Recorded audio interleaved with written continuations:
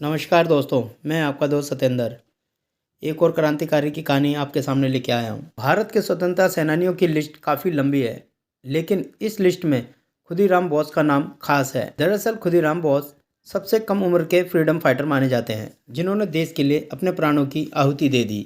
खास बात यह है कि जब खुदीराम बोस को फांसी की सज़ा दी गई थी, उस वक्त खुदीराम सिर्फ 18 साल के थे। इतनी कम उम्र में भी उन्होंने देश के लिए मरना ठीक समझा। बिना किसी डर के हाथ में गीता लेकर फांसी पर चढ़ गए। खुदीराम बोस पश्चिम बंगाल के रहने वाले थे और आज उन्हें पूरा देश याद करता है। 3 दिसंबर 1889 को जन्मे खुदीराम बोस ने कम उम्र में अपने माता पिता को खो दिया था और उनकी बड़ी बहन ने उन्हें पाला। जब वो 11 साल के थे, तभी उन्होंने आज़ादी की जंग में शामिल होने का फैसला कर लिया था।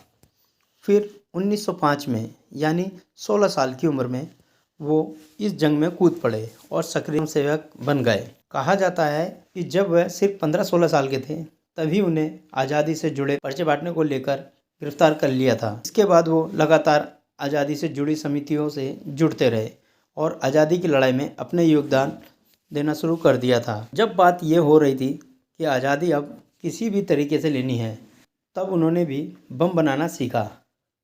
इसके साथ ही कम उम्र में पुलिस थानों के सामने बम लगाना फिर शुरू कर दिया था।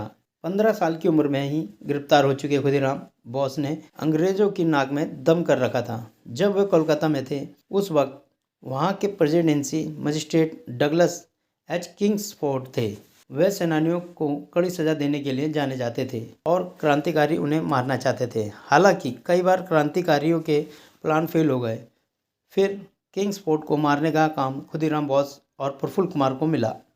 फिर खुदीराम बोस ने उनकी हत्या का प्लान बनाया। अपने प्लान के हिसाब से 30 अप्रैल 1908 उन्होंने किंग्सफोर्ड की घोड़ा गाड़ी पर हमला किया। बताया जाता है कि जैसे ही घोड़ा गाड़ी पास आई, खुदीराम ने उस पर बम फेंका, मगर जिस वक्त उन्होंने घोड़ा गाड़ी पर हमला किया, उस वक्त किंग्सफोर्ड उसमें नहीं थे। उस वक्त प्रिंगल कैनेडी बैरिस्टर की पत्नी और बेटी थी। इस तरह से किंग्सफोर्ड फिर बच गया, लेकिन हंगामा होने पर खुदीराम बोस को गिरफ्तार करने की कोशिश जारी हुई।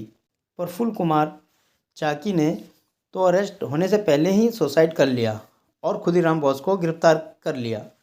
इसके बाद खुदीराम को मौत की सज़ा सुनाई गई। ऐसे में खुदीराम बोस को सिर्फ 18 साल की उम्र में 11 अगस्त 1908 को फांसी की सज़ा दे दी गई। कहा जाता है कि जब उन्हें फांसी पर चढ़ाया गया तो वह मुस्कुरा रहे थे।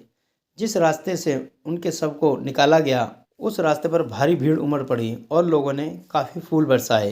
तो दोस्तों, ये थे हमारे स्वतंत्रता सेनानी खुदीराम बोस।